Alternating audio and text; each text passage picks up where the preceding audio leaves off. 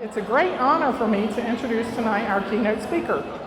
Sergeant First Class Samuel Wright has served as a United States Marine. He received his Bachelor of Science degree in Criminal Justice from the University of Phoenix and served as Military Master Chef for the Army National Guard. Sergeant, thank you for your service to our country.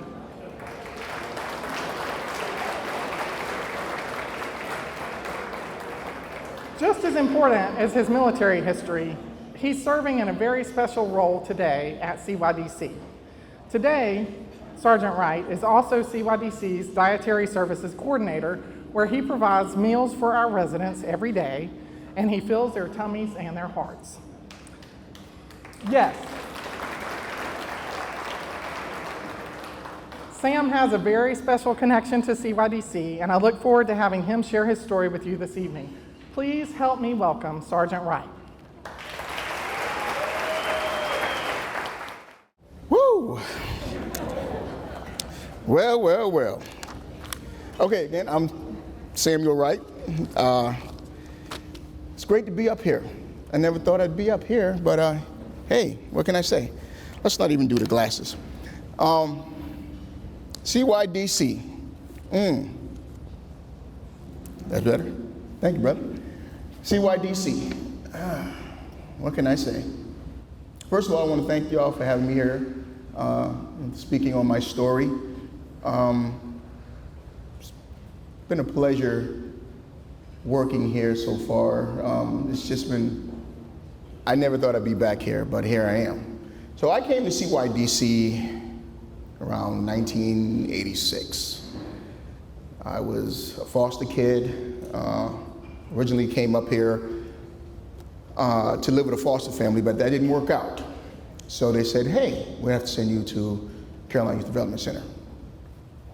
What's that? So I got here, and I had a lot of problems when I first got here. I was a very angry kid. Angry for a lot of different reasons. One, being a foster kid. Two, didn't have family. I used to have my sister with me, that didn't work out. So that anger rolled over into a lot of different things, rebellion and fighting with other kids, fighting with staff. And CYDC came, and they gave me some of the coolest staff that you could have. I'm talking about Miss Sheila, Miss Melba, Miss Pam. They were like, my counselors at CYDC were more than counselors, they're like big sisters. They gave me exactly what I needed.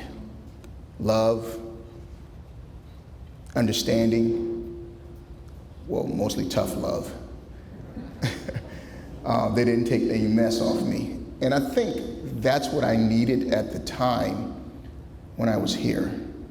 So with the love that they gave me and understanding of what was going on with me, they taught me how to do a lot of different things that I didn't know how to do, like control myself, control my anger, think about things before I did them. I learned those from my staff members. Every day they came in. Did you make your bed? No. What you supposed to do? I needed that. I didn't know at the time that I needed it, but they know that I did. So in that year that I spent here,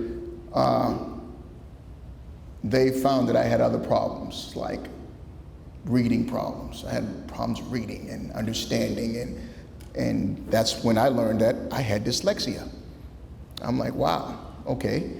And they helped me through that. This place is not just a place where kids go and they stay and you know, temporary place for a kid to stay and all that. No, this place is way much more than that.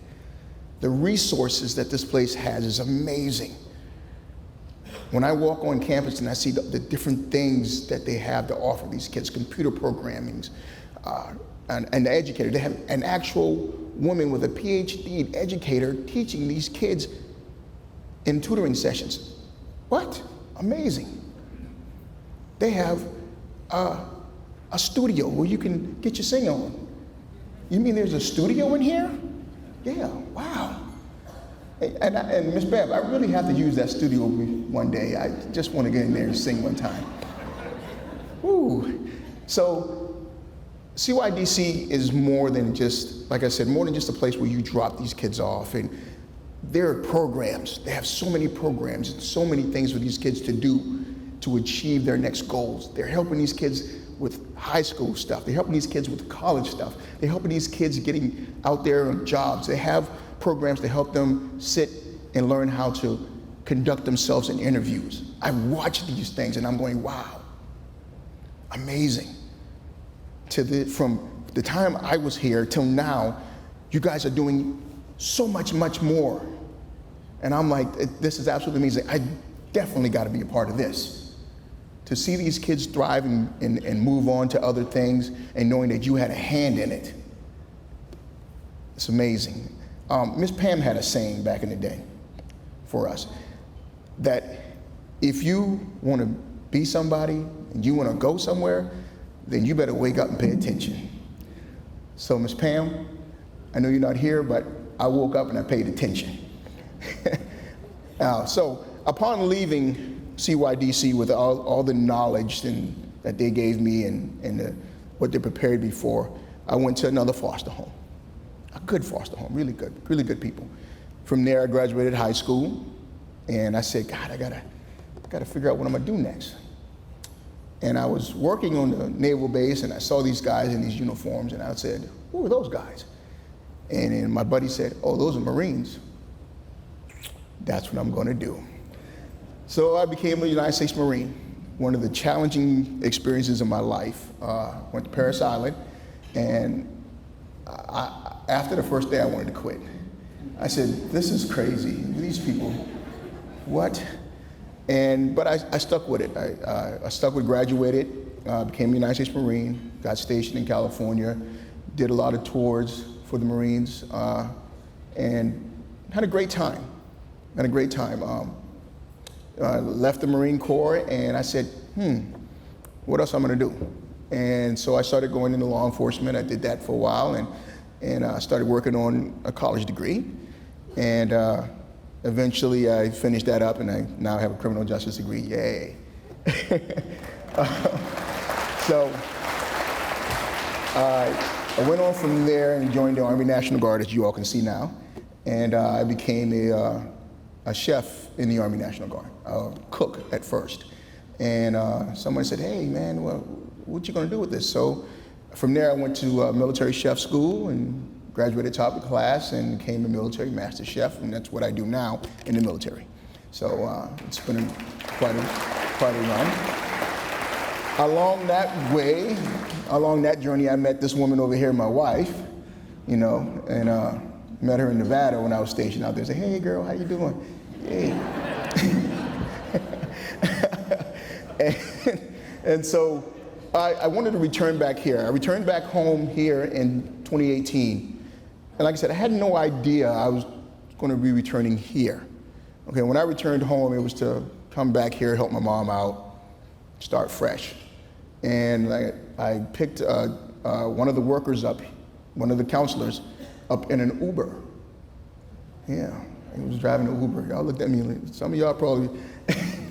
So anyway, I picked him up in an Uber, and we talked, and he told me about this place, and I said, okay, check it out. So I told my wife about it. She said, babe, you're great with kids. You should apply. So I did, and 2 weeks later, I was sitting in the classroom at CYDC, and it was exciting to be there and knowing that this is where it all started for me. I thank this place because this is where it started. This is where everything started for me, right here. This is where I learned how to be the man that I am today. I learned everything that I need to know to carry myself. I'm so proud to be a part of this organization. I want to thank Ms. Beverly for allowing me to be a part of it and allowing me to move on, because I started off here as a consult manager, and I found out that the kitchen was available, and I said, oh, I got to have that job. And I went straight to her, Ms. Bev, please, can I have the kitchen? She said, sure, Mr. Sam. And here we are. So again, thank you, CYDC, for everything. Thank you, Ms. Bev, for everything. Thanks to all my counselors from back in the day. I'm very, very blessed, and I can't be happier in my life. I want to thank you, my wife. You've been through everything with me. Thank you so much, baby. And thanks all of y'all for coming out and supporting us. Thank y'all so much.